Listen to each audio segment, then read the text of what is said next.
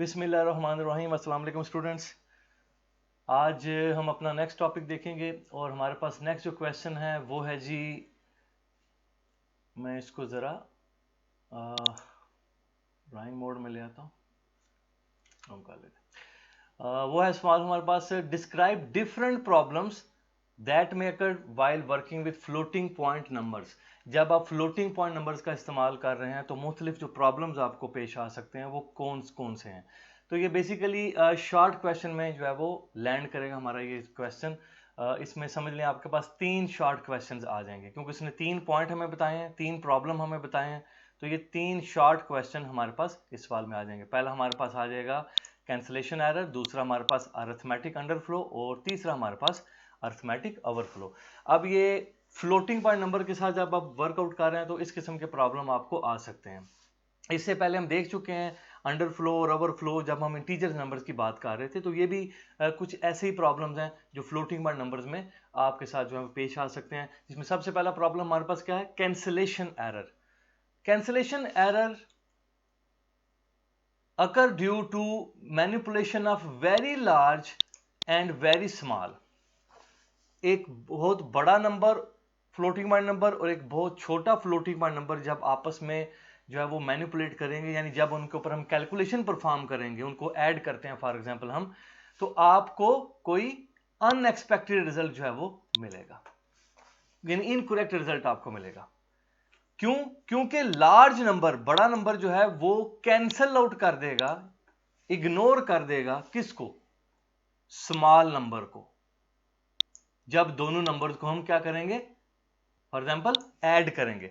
Suppose हमारे पास एक number है 1970.0, जो कि एक बड़ा जो है वो फ्लोटिंग पॉइंट नंबर है, और एक हमारे पास बहुत छोटा नंबर है 0 पॉइंट आगे 6 जीरोस हैं और 1243।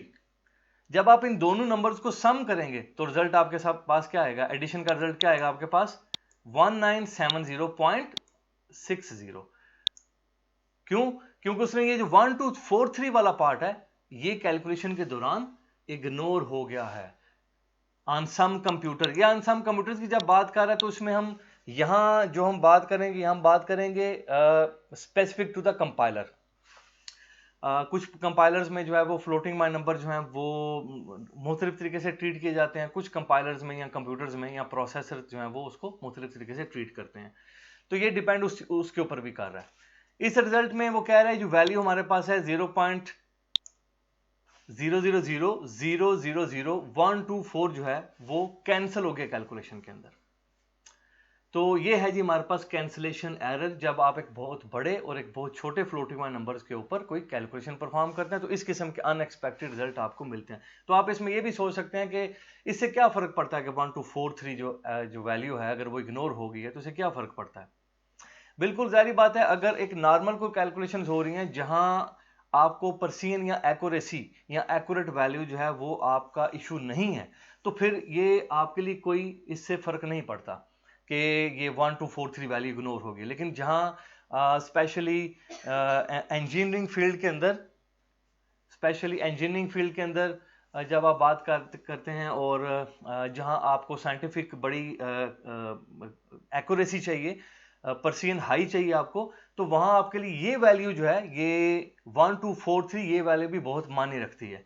तो उस केस के अंदर जब आप बात करेंगे तो फिर हम कह सकते हैं कि ये नंबर जो है ये करेक्ट नंबर नहीं है, यानी ये जो एडिशन हुई है ये करेक्ट एडिशन नहीं हुई। नॉर्मली जो है वो आप इसको कह सकते हैं कि ये ठीक है। तो ये कैंसलेशन एरर जो है वो वहां आपके लिए इशू बनेगा जहां आप जो है वो हाई परसेंट एक्सपेक्ट कर रहे होंगे और वो आपको नहीं मिलेगी due to computers, due to compilers, due to जब ये ऑपरेशन होगा तो इस किस्म के अनएक्सपेक्टेड रिजल्ट आपके पास आएंगे। आपको याद होगा हमने इंटीजर नंबर के अंदर भी अंडरफ्लो और ओवरफ्लो का कॉन्सेप्ट पढ़ा था, ठीक है जी। तो यहां भी जो अंडरफ्लो का कॉन्सेप्ट मौजूद है और ओवरफ्लो का कॉन्सेप्ट भी मौजूद है। इंटीजर में हमने बात की थी कि फॉर एग्जांपल जो इंट वेरिएबल है उस वेरिएबल में जो अगर जो रेंज ऑफ वैल्यू है 32,767 और जो नेगेटिव वैल्यू है वो -32,768, तो अगर मैक्सिमम जो वैल्यू है उस वैल्यू से भी बड़ी वैल्यू अगर मैं इस वेरिएबल में स्टोर करूं तो ये ओवरफ्लो हो जाएगा। और जो मिनिमम रेंज में वैल्यू है नेगेटिव नंबर -32,000 जो है वो 768, उससे मिनिमम वैल्यू, उससे भी छोटी वैल्यू, लेस देन वैल्यू अगर मैं स्टोर करूं तो वो अंडरफ्लो होगा। वही कंसेप्ट आपके यहाँ भी कुछ अप्लाई हो जाएगा। फॉर एग्जाम्पल अगर आप अरिथमेटिक अंडरफ्लो की बात करते हैं, फ्लोटिंग पॉइंट नंबर्स की बात कर रहे हैं, तो ये अगर होगा जब अरिथमेटिक कैलकुलेशन आप करेंगे किसके ऊपर, दो बहुत स्मॉल नंबर्स के ऊपर, दो बहुत छोटे जो है वो for example floating point numbers हैं और उनके ऊपर जो है वो आप कोई ऑपरेशन परफॉर्म करते हैं, कैलकुलेशन परफॉर्म करते हैं, द रिजल्ट में भी टू स्मॉल, तो जो नंबर आएगा, जो रिजल्ट आएगा, हो सकता है कि वो और छोटा हो, और इतना छोटा हो कि वो हमारे पर्टिकुलर वेरिएबल के अंदर जो है वो फिट इन जो है वो ना बैठता हो। द रिजल्ट में भी रिप्रेजेंटेड एज जीरो, और इस शक्ल के अंदर हो सकता है आपको रिजल्ट क्या मिले, आपको रिजल्ट जीरो मिले। तो ये भी एक जो है वो इशू आ सकता है जब आप फ्लोटिंग पॉइंट छोटे नंबर्स के साथ वर्कआउट कर रहे हैं और आप उनके ऊपर कोई कैलकुलेशन परफॉर्म कर रहे हैं, और उस कैलकुलेशन के रिजल्ट में आपके पास ऐसी वैल्यू आ जाती है जो कि बहुत छोटी है, और वो हमारे उस वेरिएबल के अंदर, जो हमने फ्लोटिंग पॉइंट वेरिएबल जो है वो यूज़ कर रहे हैं, उसके अंदर जो है वो फिट नहीं बैठती, तो अल्टीमेटली हमें जो रिजल्ट मिलेगा वो जीरो मिलेगा रिजल्ट। तो यहाँ भी आपको जो है वो एक्यूरेसी का इशू आ जाएगा। तो फ्लोटिंग पॉइंट नंबर्स में आप याद रखिए, जो इशू आ रहा है वो ज़्यादा किस चीज़ का आ रहा है, एक्यूरेसी का इशू आ रहा है, परसेंट का आ रहा है। अगर परसेंट कहते हैं जो आपके डेसिमल पॉइंट के बाद जो वैल्यूज़ होती हैं, तो वो उसका भी इशू भी आ रहा है। और अल्टीमेटली अगर आप जो है वो दो बहुत स्मॉल नंबर को जो है वो कैलकुलेट कर रहे हैं, तो फिर वहाँ भी आपको आमतौर पे जीरो वैल्यू जो है वो मिल सकती है सिचुएशन में भी।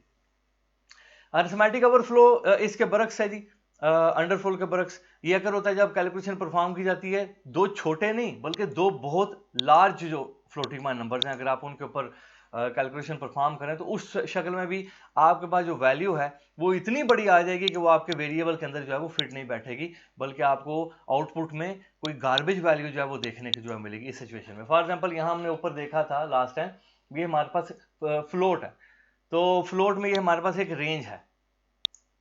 तो अगर इसी तरह के दो बड़े नंबर्स, इसी लेवल के दो बड़े नंबर्स, अगर हम उनको आपस में कोई अरिथमेटिक ऑपरेशन परफॉर्म करते हैं, तो ज़ाहिर वैल्यू इतनी बड़ी आएगी कि वो फ्लोट में तो फिट नहीं बैठेगी, तो फिर फ्लोट वेरिएबल के अंदर हमें गार्बेज वैल्यू मिलेगी आउटपुट के ऊपर।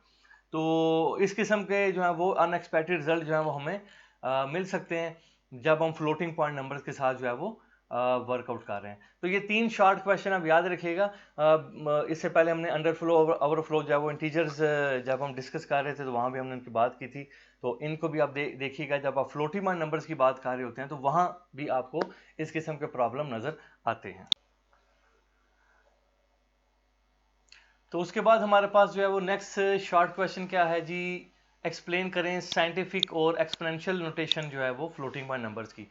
देखिए, फ्लोटिंग पॉइंट नंबर जो बहुत बड़े होते हैं, उन नंबर्स को जो है वो लिखने के लिए हम दो नोटेशन जो हैं वो यूज़ करते हैं, दो तरीकाकार यूज़ करते हैं, जो शॉर्ट एंड तरीकाकार, शॉर्ट वे, ये एंड आपको नज़र भी आ रहा है। दो जो है वो कह लें शॉर्ट वे हम यूज़ करते हैं।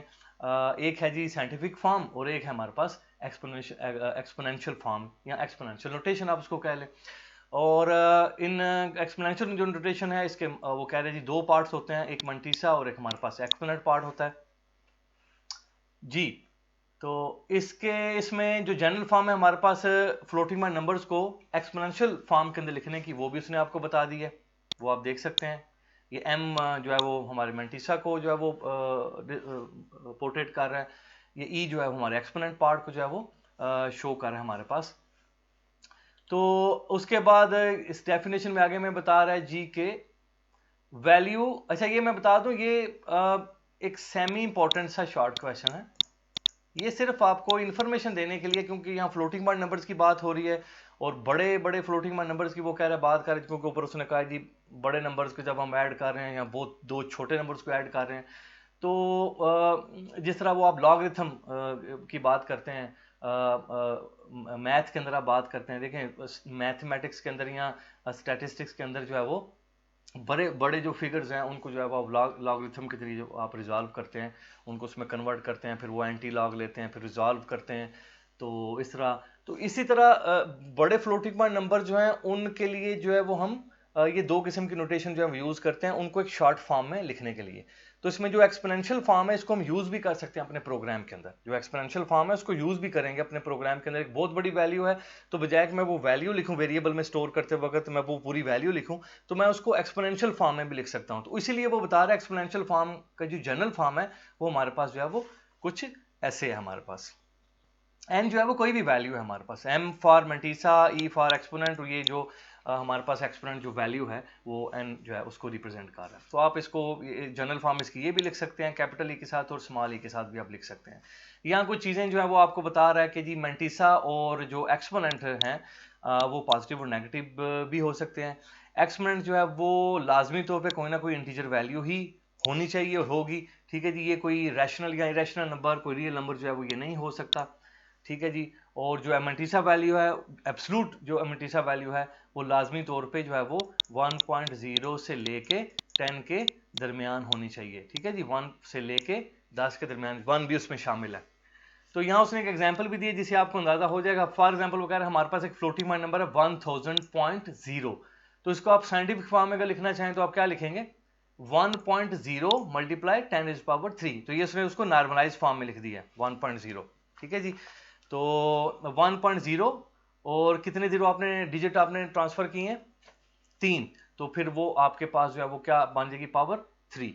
तो इसको एक्सपोनेंशियल फॉर्म में, अगर ये तो साइंटिफिक फॉर्म होगी, ये वाली साइंटिफिक फॉर्म होगी, इसको अगर एक्सपोनेंशियल फॉर्म में आपने लिखना है तो आप लिखेंगे इसको 1.0 ई और ये 3, ठीक हो गया, ई हमारे एक्सपोनेंट। तो इस एग्जांपल में जो 1.0 है वो हमारे पास मेंटिसा पार्ट है और जो 3 है वो हमारे पास जो है वो वैल्यू किसकी है, एक्सपोनेंट की वैल्यू है। इसी तरह एक और एग्जांपल से हमें यहाँ बता दिए 0.004694। तो जैसे ही आप इस वैल्यू को जो है वो नॉर्मलाइज फॉर्म में जैसे लिखेंगे 4.694, तो आपने कितने डिजिट जो है वो शिफ्ट किए हैं जो है वो, तो उस हिसाब से आप देख सकते हैं, क्योंकि आपने राइट साइड से जो है वो 0 शिफ्ट किए हैं, तो ये हमारे पास हो जाएगा नेगेटिव के अंदर हमारा एक्सपोनेंट जो है वो आ जाएगा, ठीक है जी। तो एक्सपोनेंट इसमें क्या हो जाएगा हमारे पास, -3। तो ये वही मैथ की टर्मिनोलॉजीज हैं जो आप मेंटिसा और एक्सपोनेंट हम जाहिर बात है उसी वैल्यू को कहते हैं जो हमें बताती है कि कितने टाइम इस जो है वो नंबर ने मल्टीप्लिकेशन में यूज होना है। फॉर एग्जांपल आप जब लिखते हैं 8⁻², तो इसमें आप बता रहे होते हैं कि जो 8 है वो बेसिकली कितनी दफ़ा मल्टीप्लाई होगा, 2 दफ़ा मल्टीप्लाई होगा, तो ये आपका यहाँ एक्सपोनेंट है। इस तरह आप लिखते हैं 5⁻3, तो उसका मतलब क्या है कि ये जो 5 है ये नंबर मल्टीप्लिकेशन में कितनी दफ़ा यूज होगा, ये 3 दफ़ा यूज होगा, ठीक है जी। इसी तरह हमारे पास ये आ गया 10⁻3, क्योंकि हम डेसिमल जो है वो नंबर यूज कर रहे हैं, तो आपको पता है डेसिमल नंबर जो है उसकी बेस क्या है 10, तो इसलिए हम पावर में उसमें क्या लिखते हैं उसको, पावर टर्म में 10 लिखेंगे हम, 10⁻3। तो ये वही कुछ टर्मिनोलॉजीज हैं जो ऑलरेडी जो है वो आप यूज करते हैं अपने मैथमेटिक्स के अंदर या मोस्ट प्रोबेबली स्टैटिस्टिक्स के अंदर भी। आई थिंक आप जब क्या कहते हैं उसको टाइम सीरीज के अंदर भी बात कर रहे होते हैं, जब आप जियोमेट्रिक जियो मीन्स के ऊपर जो है वो कॉन्सेप्ट्स के ऊपर बात कर रहे होते हैं, तो वहाँ भी आप ये मेंटिसा, लॉगरिथम, ये सारी टर्मिनोलॉजी यूज़ कर रहे होते हैं। तो ये स्पेसिफिक टॉपिक नहीं है हमारी प्रोग्रामिंग का इस वक्त, लेकिन क्योंकि वो फ्लोटिंग पॉइंट नंबर्स की बात आई तो उसने इसलिए थोड़ा सा इसको जो है वो डिस्क्राइब कर दिया। यहाँ उसने टेबल के अंदर ये भी हमें बता दिया है, जैसे कि कुछ एग्जांपल नहीं है, फ्लोटिंग पॉइंट नंबर्स हैं तो इनकी साइंटिफिक नोटेशन तो ये बनेगी हमारे पास, और इनकी एक्सपोनेंशियल फॉर्म जो है वो ये बनेगी। तो वो कह रहा है कि इस एक्सपोनेंशियल फॉर्म को आप अपने प्रोग्राम में जो है वो इस्तेमाल कर सकते हैं। जैसा कि मैं आपको एक बता दूं, जैसे एग्जांपल यहाँ हम देखते हैं 1.98 जो है, इसको अगर मैं साइंटिफिक फॉर्म में कन्वर्ट करूं तो क्या बनेगा, 1.98 मल्टीप्लाई 10⁻, क्योंकि हमने तो कुछ शिफ्टिंग डिजिट शिफ्ट नहीं किया, तो 10⁻, हमारे पास क्या आ जाएगी, बेस पावर क्या आएगी, 0। और अगर इसी को मैं लिखूं एक्सपोनेंशियल नोटेशन के अंदर तो क्या लिखूंगा, 1.98 ई, एक्सपोनेंट हमारे पास क्या आ गया, 0 आ गया। तो इसकी एग्जांपल जो है हम अपने जो है वो टर्बो C++ के अंदर भी जाके ले लेते हैं। ये है जी हमारे पास हमारा टर्बो C++, और इसमें एक प्रोग्राम हमने लिखा हुआ है, पहले से लिखा हुआ प्रोग्राम। उसमें हमने एक वेरिएबल लिया है फ्लोट, नाम क्या वेरिएबल का, ए, टाइप क्या उसकी, फ्लोट। तो फ्लोट जो वेरिएबल है उसकी जो पर्सियन होती है वो 6 डिजिट तक होती है। पर्सियन हम किसको कहते हैं, जो डेसिमल पॉइंट के बाद जितने डिजिट आते हैं हमारे पास, वो हमारे पास पर्सियन कहलाती है। और ये पर्सियन बेसिकली, इसको अगर सादे लफ्जों में बात करें तो ये एक्यूरेसी की बात हो रही होती है। तो जितने नंबर ऑफ डिजिट्स हमें डेसिमल पॉइंट के बाद मिलते हैं, जितने ज़्यादा मिलेंगे उतनी ज़्यादा एक्यूरेसी जो है वो हमें मिलेगी।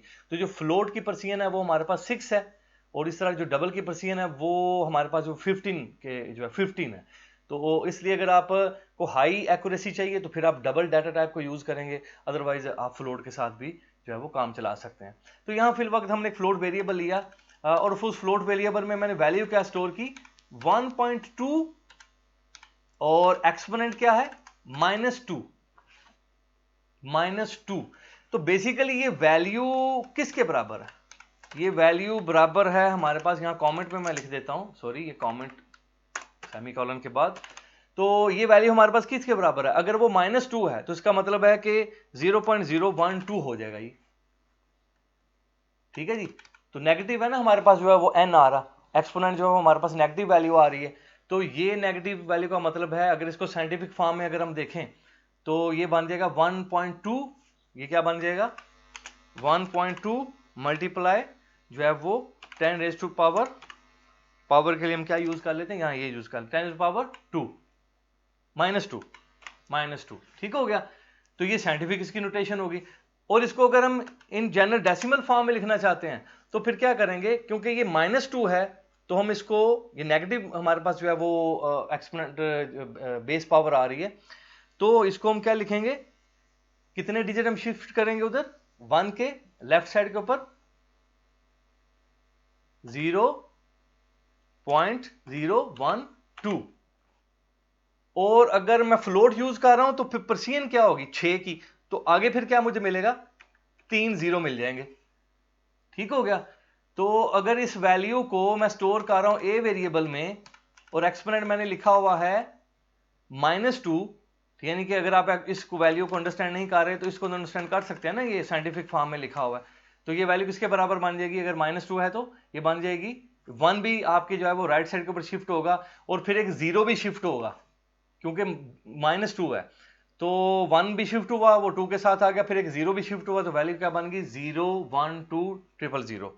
तो हमारे पास जो है वो वैल्यू ये आ गई, एक ही वैल्यू हमारे पास ये आ गई। तो आप यहां बताने का मकसद पता है क्या, यहां बताने का मकसद सिर्फ ये है कि आपको पता चले कि आप एक्सपोनेंशियल फॉर्म वहां क्यों पढ़ रहे हैं, क्योंकि आप एक्सपोनेंशियल नोटेशन में नंबर स्टोर कर सकते हैं अपने वेरिएबल में, फ्लोट वेरिएबल्स के अंदर, डबल वेरिएबल के अंदर। अगर आप जो है वो क्या चाहते हैं कि यार मैं नंबर ऐसे नहीं लिखना चाहता, 0.0120000 ऐसे मैं नहीं नंबर लिखना चाहता मैं, क्योंकि ये तो चलिए छोटा नंबर है ना फ्लोट पॉइंट नंबर, लेकिन अगर कोई बड़ा नंबर हो तो फिर आप उसको एक्सपोनेंशियल फॉर्म में भी लिख सकते हैं। तो इसलिए हमने इसको कैसे लिखा हुआ था, हमने लिखा 1.2, ठीक हो गया, और हमारे पास -2। और अगर मैं ये माइनस हटा दूं तो क्या हो जाएगा, इसका मतलब अब ये 2 उधर शिफ्ट हो जाएगा। अब ये वाला जो 2 है, ये वाला 2 ये लेफ्ट के ऊपर शिफ्ट होगा क्योंकि पावर आपकी पॉजिटिव है, और फिर एक क्योंकि वो 2 पावर है तो फिर एक 0 भी साथ शिफ्ट होगा, तो ये वैल्यू क्या बन जाएगी हमारे पास 120 पॉइंट। और आप आगे मुझे बताएंगे क्या होगा, पर्सियन फ्लोट है तो पर्सियन कितनी होगी 6 होगी।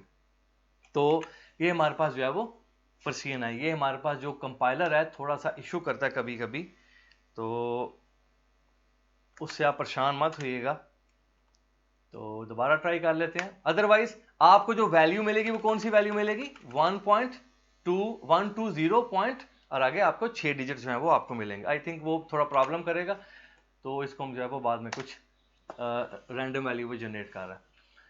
तो ये हमारे पास, हाँ इसमें आप ऐसा कर सकते हैं कि आप ये ही प्रोग्राम जो है वो आप कोड ब्लॉक के अंदर भी चला के देख सकते हैं, तो वहां आपको ये करेक्ट वैल्यू जो है वो नजर आ जाएगी। कभी कभी अगर आपको टर्बो सी जो है वो प्रॉब्लम करे तो फिर आपको एक दफ़ा इसको बंद करना पड़ेगा, दोबारा ओपन करें, दोबारा कंपाइल करें, लिंक करें, तो इस किस्म के इशू जो है वो दूर हो जाते हैं। कुछ जो है रैंडम वैल्यू जो है वो आपकी मेमोरी से वो जो है वो क्रॉल करना शुरू कर देता है। एनी हो, तो कोड ब्लॉक एक दफ़ा ओपन करके हम इसको रन करके देख लेते हैं, ठीक है जी। कोड ब्लॉक मैंने ओपन किया हुआ है, मेरे पास कोड ब्लॉक ओपन है, यही फाइल इसमें ओपन करते हैं, ओपन, और हमारे पास जो है वो कौन सी फाइल थी ये sum.c को ओपन किया, क्योंकि कोड ब्लॉक जो है वो GCC कंपाइलर को यूज़ कर रहा है, तो इसमें ये क्लियर स्क्रीन फंक्शन जो है वो नहीं इस्तेमाल होगा। गेट सी एच भी यूज़ नहीं होगा, कौन है कि यहाँ ज़रूरत नहीं है, और इंट यहाँ यूज़ करेंगे मेन के लिए। क्यों यूज़ करेंगे ये बात है अभी सी प्लस प्लस में आप देखिएगा, और यहाँ मैं रिटर्न 0 लिख देता हूँ। हमारा इस वक्त मकसद सिर्फ ये चीज़ चेक करना है। तो इसको ज़रा रन करते हैं, ये ऊपर ये क्या है जी, बिल्ड एंड रन। तो इसको बिल्ड एंड रन करते हैं, देखते हैं आउटपुट हमारे पास क्या आती है। तो आउटपुट हमारे पास आई है 0.01, ये तो वही होगी जो पहले थी, यानी कि उसमें माइनस। तो यहाँ इसकी हम क्या करते हैं, माइनस खत्म कर देते हैं, और अब इसको हम करते हैं दोबारा से बिल्ड एंड रन। तो हमारे पास वैल्यू क्या आई, 120 डॉट, आगे हमारे पास परसेंट क्या आई, 00000। तो आप जो है वो कोड ब्लॉक में भी काम कर सकते हैं। चलिए ये भी इसी वो एरर वो इशू की वजह से आपको ये भी मैंने बता दिया कि आप कोड ब्लॉक में भी काम कर सकते हैं। बस यहाँ वो कानो डॉट एच को यूज़ ना करें, और इंट में मेन के साथ जो है वो इंट यूज़ करें, एंड पे रिटर्न भी फिर आपको करना पड़ेगा, 0 रिटर्न कर दें आप। है इन चीज़ों को अभी हम डिस्कस नहीं करेंगे। आप मेन फोकस आपका यहाँ होना चाहिए इस कोड के ऊपर, जो मेन के अंदर आपने लिखना है बाकी का कोड। तो ये इस तरह जो है वो ये जो नंबर्स हैं एक्सपोनेंशियल नोटेशन में, जो फ्लोटिंग पॉइंट नंबर्स हैं, आप उनको वेरिएबल में स्टोर कर सकते हैं और उनको यूज़ कर सकते हैं, बजाय आप उनको जो है वो डेसिमल फॉर्म, रेगुलर फॉर्म के अंदर आप उनको लिखें। आप बिल्कुल उनको नॉर्मलाइज फॉर्म के अंदर जो है वो अपने फ्लोटिंग पॉइंट नंबर्स को लिख सकते हैं। ठीक है जी। तो ये नॉर्मलाइज फॉर्म क्या होती हैं वो तो खैर आप जो है वो उसको देख सकते हैं, इन डेफिनेशंस को अपने मैथ के टीचर से कंसल्ट कर सकते हैं। इस वक्त हमारा जो है वो मुद्दा बिल्कुल वो ये नहीं है कि हम इन चीज़ों के ऊपर जो है वो डेप्थ में जाएं कि नॉर्मलाइज जो है वो फॉर्म क्या होती है, और फिर ये करैक्टरिस्टिक्स क्या होते हैं, और फिर ये मैंटीसा को हम डेप्थ में देखें। तो जितना हमने डिस्कस करना था आई थिंक इनफ है। और एक सेमी इंपॉर्टेंट शॉर्ट क्वेश्चन है, आमतौर पे पेपर में पूछा नहीं जाता। हाँ, ऑब्जेक्टिव के अंदर ये वाले पार्ट में से लाजमी कोई ना कोई पार्ट आ जाता है आपके तकरीबन हर ऑब्जेक्टिव पेपर में। समझे कि इन एग्जाम्पल में से कोई ना कोई एग्जाम्पल या इससे मिलती जुलती एग्जाम्पल आ जाती है जिसमें वो आपको साइंटिफिक नोटेशन या एक्सपोनेंशियल नोटेशन के बारे में पूछता है। तो ये किसी हिसाब से एक नंबर जो है वो आपका वो इसी सवाल से आ रहा होता है।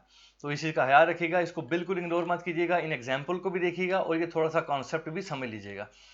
उसके बाद हमारे पास एक और शॉर्ट क्वेश्चन आ गया, and that is the range and percent. बात हम इसकी पहले भी कर चुके हैं, सिंपल डेफिनेशन है, तमाम possible value floating point variable में जो है वो स्टोर की जाती हैं या की जा सकती हैं in terms of percent and range, यानी रेंज और परसेंट की फॉर्म है। परसेंट क्या होती है, नंबर ऑफ डिजिट्स जो डेसिमल पॉइंट के बाद आते हैं, और जो एक्सपोनेंशियल पावर होती है आपकी, यानी आपकी बेस की जो पावर होती है वो आपकी रेंज कहलाती है। तो सिंपल डेफिनेशन है, ठीक है जी। एग्जाम्पल भी उसने आपको यहाँ दे दिया। For example suppose we have a value 0.123456 by 10 3।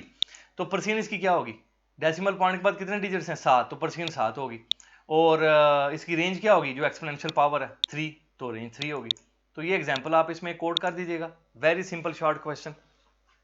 तो ये भी एक जो है वो सेमी इंपॉर्टेंट शॉर्ट क्वेश्चन है, बट ऑब्जेक्टिव के लिए ये इंपॉर्टेंट शॉर्ट क्वेश्चन, ये भी ऑब्जेक्टिव के लिए इंपॉर्टेंट है। मैं साथ ऑब्जेक्टिव मेंशन कर देता हूं, ये ऑब्जेक्टिव के लिए बहुत इंपॉर्टेंट है, यानी आपके ऑलमोस्ट 1-2 नंबर इन दोनों सवालों में छुपे होते हैं जी। उसके बाद वापस हम आ जाते हैं अपने जो रेगुलर जो हमारी सी प्रोग्रामिंग के अंदर हम बात करते हैं, क्योंकि हम डाटा टाइप्स की बात कर रहे थे, और डाटा टाइप से हमने इंटीजर्स की बात मुकम्मल कर ली है, हमने फ्लोटिंग पॉइंट डाटा टाइप की और फ्लोटिंग पॉइंट नंबर्स की बात भी मुकम्मल कर ली, और इनमें आने वाले प्रॉब्लम, अंडरफ्लो और ओवरफ्लो प्रॉब्लम और इस किस्म की जो कॉन्सेप्ट्स है वो भी हमने जो है वो पार्शली कुछ डिस्कस भी कर ली हैं।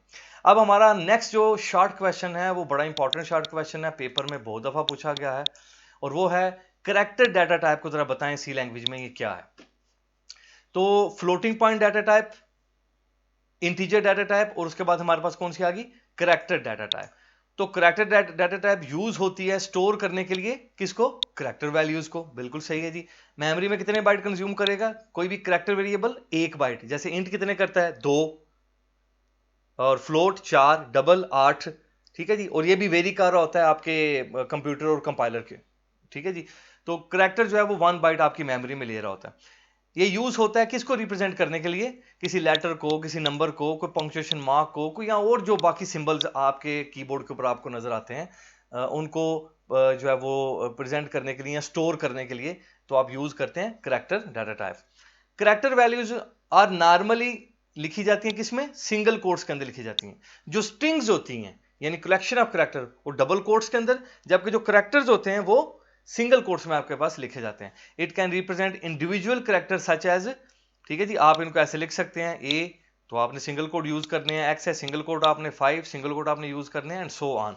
और यहां वो ये भी कह रहा है ये जो करैक्टर 5 है is manipulated differently than integer 5। तो याद रखिएगा यहां एक वेरिएबल में जो स्टोर है, करैक्टर वेरिएबल में जो 5 स्टोर है वो इंटीजर वेरिएबल में जो 5 स्टोर है उससे मुख्तलिफ है, ठीक है जी, क्योंकि जो करैक्टर वेरिएबल में 5 स्टोर है वो एक सिंबल के तौर के ऊपर काम कर रहा है, और जो इंटीजर वेरिएबल में है वो एक नंबर है, रेगुलर नंबर जो आपका होता है।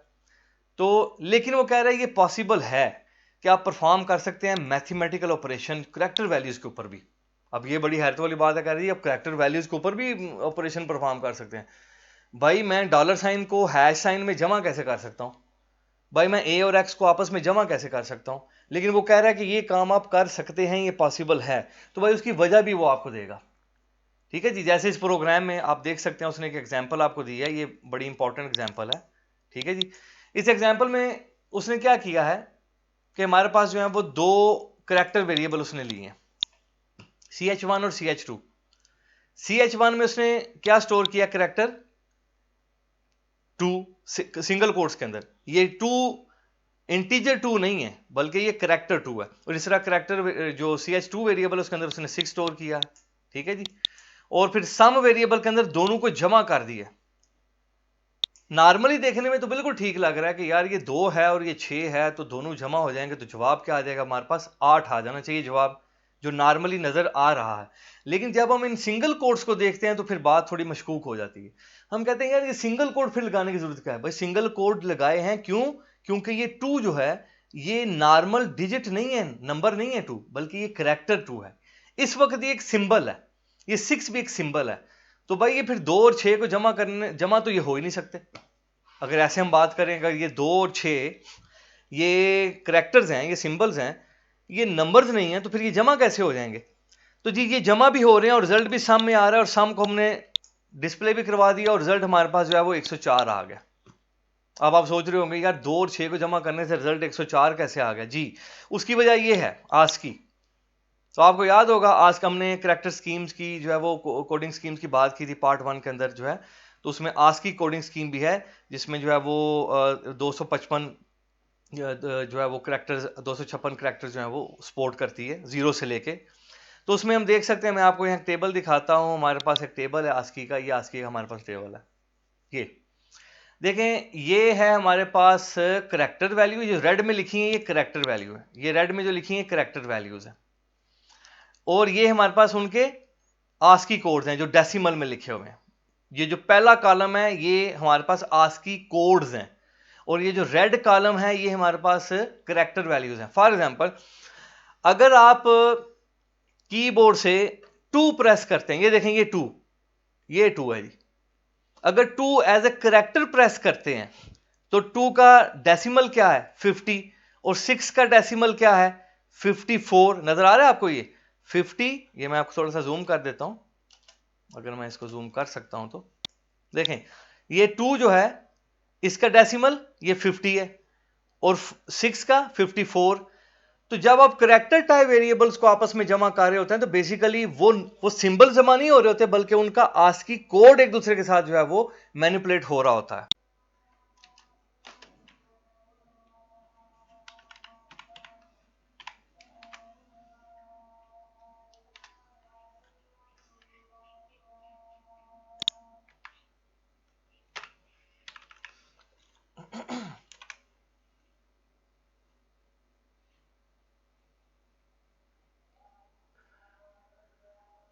जी तो ये प्रोग्राम मैंने लिख दिया है, और इस प्रोग्राम में आप देख सकते हैं जी कि बिल्कुल वही प्रोग्राम मैंने लिखा है, 2 करैक्टर वेरिएबल लिए हैं और हमारे पास इसमें जो है वो एक सम है इंटीजर टाइप।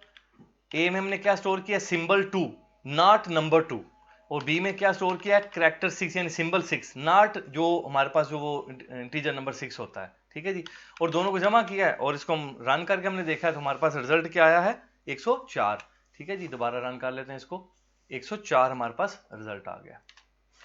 तो इस तरह आप इन टेबल में जो है वो बाकी वैल्यूज को भी यूज कर सकते हैं। और आप याद रखिएगा गेमिंग के अंदर भी यही करैक्टर जो है वो इन्हीं चीजों को इस्तेमाल किया जा रहा होता है। ये जो आपके एरो कीज हैं, स्पेस बार है, आल्ट है, कंट्रोल है, डेल है, इनको इस्तेमाल किया जा रहा होता है आपके गेमिंग के अंदर भी कीज को गेट करने के लिए कि कीबोर्ड से कौन सी जो है वो की प्रेस हुई है, वो आस्की कोड ही गेट किए जा रहे होते हैं। फॉर एग्जांपल वापस अगर हम टॉपिक में चलते हैं तो यहां हम देखते हैं जी कि यहां वो कह रहा है जी characters are stored in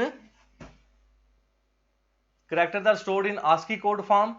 ASCII stands for American Standard Code, ये तो हम बात पहले हमारी हो चुकी है जी। ASCII code values of characters are used when they are added, तो वो कह रहे हैं ASCII code उस वक्त यूज होंगे जब आप character values को ऐड या सब्ट्रैक्ट या कंपेयर वगैरह कर रहे होंगे, तो उस वक्त ये ASCII code यूज होंगे। ठीक है, ये बात ऊपर कर रहा है। मैं ये जो आपको बताना चाह रहा था वो ये कह रहा है कि प्रिंटेबल जो करैक्टर्स हैं आस्की में वो 32 से लेके 126 तक है, ये आस्की कोड उनके बता रहा है। तो आप कहेंगे जी 127 है वो, तो 127 देख लेते हैं 127 किसका कोड है, क्या वो प्रिंटेबल करैक्टर नहीं है? तो वापस अगर मैं चलता हूं अपने किसमें यहां, तो इसको थोड़ा संभाल कर ये देखें जी, तो 127 के ऊपर क्या है हमारे पास करैक्टर, डेल। यानी अगर मैं कीबोर्ड से डेल प्रेस करूं तो भाई डेल तो प्रिंटेबल करैक्टर नहीं है ना, तो स्क्रीन के ऊपर कुछ प्रिंट नहीं होगा, तो ये नॉन प्रिंटेबल करैक्टर है।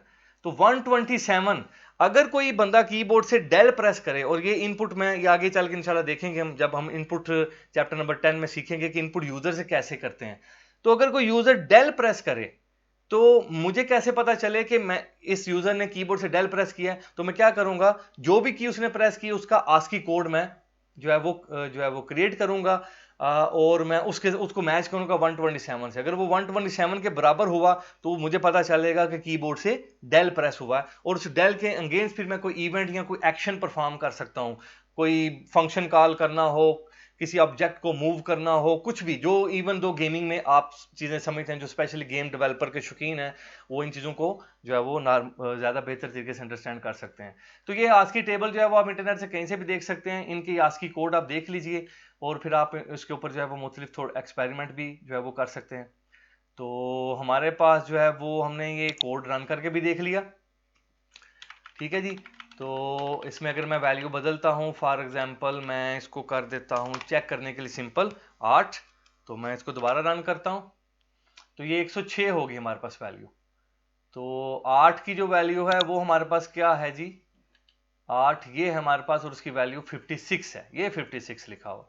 तो 56 और जो है वो हमारे पास 50 जब ऐड होंगे तो वो 106 हो जाएगा। तो आप इन सिंबल्स को भी स्टोर कर सकते हैं, जैसे अगर मैं ये सिंबल है आई थिंक हैश सिंबल, तो हैश को कर लेते हैं। हैश की वैल्यू क्या है 35, तो हम क्या करते हैं यहाँ इसको जरा करते हैं क्लोज, तो मैं यहाँ हैश को यूज कर लेता हूँ, इसको रन करते हैं। तो 35 जो है वो ऐड हो गया 50 में, तो हमारे पास आंसर क्या आ गया 85 आ गया।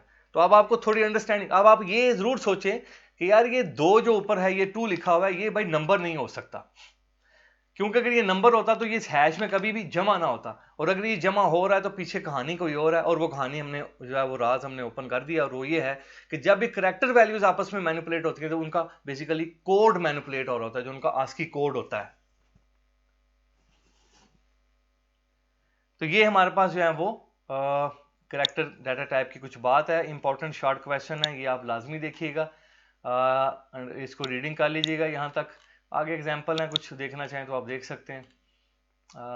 ये हो गया हमारे पास character data type. At least paper में जब आए तो लाजमी नहीं आप ये एग्जाम्पल दें, ये एग्जाम्पल लिखने की जरूरत नहीं है, आप इवन दो इसको ये पहले तो पैराग्राफ जो है इसके अंदर भी इसको आप इतना भी बता सकते हैं, या मैक्सिमम अगर आप बताना चाहें थोड़ा ज़्यादा अगर आपके पास टाइम है तो फिर यहाँ इस पैराग्राफ की बात करेंगे, अदरवाइज आपको इस 2 पैराग्राफ जो हैं वो काफ़ी हैं एक शॉर्ट क्वेश्चन को पेपर के ऊपर लिखने के लिए। तो ये करैक्टर डाटा टाइप की बात के बाद हमारे पास नेक्स्ट शॉर्ट क्वेश्चन क्या आ गया, ये शॉर्ट क्वेश्चन है कि लॉन्ग क्वेश्चन है, चेक कर लेते हैं। पहले मैं टाइम चेक कर लूँ एक दफ़ा, वो एक लॉन्ग क्वेश्चन ही है, पेपर में बहुत कम पूछा गया है, लेकिन पेपर में अक्सर ये सवाल भी आता है कि ऑपरेटर्स क्या हैं, और मुख्तलिफ ऑपरेटर जो सी लैंग्वेज में इस्तेमाल होते हैं वो कौन कौन से ऑपरेटर्स हैं। तो उस एतबार से ये एक लॉन्ग क्वेश्चन है, लेकिन ये बहुत कम आने वाला लॉन्ग। उसकी वजह यह है कि इस सवाल के अंदर जो इसके पार्ट्स हैं उनमें खुद कुछ लॉन्ग क्वेश्चन छुपे हुए हैं, जैसे पेपर में अक्सर लॉजिकल ऑपरेटर्स के ऊपर भी लॉन्ग क्वेश्चन आ गया। तो इसलिए इस सवाल को अगर पेपर में आए तो ये थोड़ा इसको आपको कह लें कि इसकी लेंथ को बड़ा कंट्रोल करके आपको फिर इसको लिखना पड़ेगा, क्योंकि फिर आपको इसमें इन सारे ऑपरेटर्स के बारे में बताना पड़ेगा इन शॉर्टली, तब आपका एक लॉन्ग क्वेश्चन जो है वो कवर हो जाएगा। तो ऑपरेटर्स कौन कौन से सी लैंग्वेज में है, डिफरेंट टाइप के ऑपरेटर कौन से हैं, ये हमारा नेक्स्ट लॉन्ग क्वेश्चन आप इसको कह लें, या आप कह लें कि इसमें ये जितने ऑपरेटर्स हैं ये 1 2 3 4 5 6, या आप कह लें कि ये 6 के 6 शॉर्ट क्वेश्चन है, और इनमें ये जो लॉजिकल ऑपरेटर वाला सवाल है ये लॉन्ग क्वेश्चन के तौर पे भी अक्सर पेपर में आता है। बाकी इसके बारे में पेपर में वो ऐसा अर्थमेटिक ऑपरेटर के बारे में तो नहीं पूछेगा आपसे, जमा तफरीक के बारे में बताएं। रिलेशनल ऑपरेटर जो है वो भी आपसे ऐसे डेफिनेशन के एतबार से कम ही पूछा जाता है, ये लॉन्ग क्वेश्चन के तौर पे पूछा जाता है लॉजिकल ऑपरेटर्स। और असाइनमेंट ऑपरेटर जो हैं वो भी ऐसा जो है वो बहुत कम शॉर्ट क्वेश्चन में पूछा गया, क्योंकि बहुत आसान ये सवाल हैं। ये टेक्निकल क्वेश्चन है इंक्रीमेंट डिक्रीमेंट ऑपरेटर, तो इसके ऊपर भी हम इंशाल्लाह प्रैक्टिकल भी करेंगे, बल्कि सबके ऊपर ही प्रैक्टिकल होगा लेकिन वक्त के साथ साथ होगा। तो ये हमारा जो क्वेश्चन है इंशाल्लाह इसको अपने नेक्स्ट लेक्चर के लिए रखते हैं, बिल्कुल फ्रेश इसको स्टार्ट करेंगे ऑपरेटर्स के बारे में, ये ऑपरेटर्स क्या होते हैं और सी लैंग्वेज में कौन कौन से ऑपरेटर्स हैं। आज के लेक्चर में इतना ही। ऊपर हमने कैरेक्टर डाटा टाइप पढ़ी है, यहाँ फ्लोटिंग पॉइंट नंबर्स के बारे में हमने कुछ डिस्कशन आज ख़त्म की है, तो उससे रिलेटेड अगर कोई सवाल है तो वो आप लाजमी कीजिए, चैट बॉक्स में लिख दीजिए, और प्रैक्टिकल लाजमी इसका एक दफ़ा कर लीजिएगा करैक्टर वाले का, ताकि आपको भी थोड़ा सा अंदाज़ा हो जाए, चाहे वो आप कोड ब्लॉक्स में कीजिए चाहे वो आप टर्बो C++ में। तो आज के लिए इतना ही, बहुत शुक्रिया जी।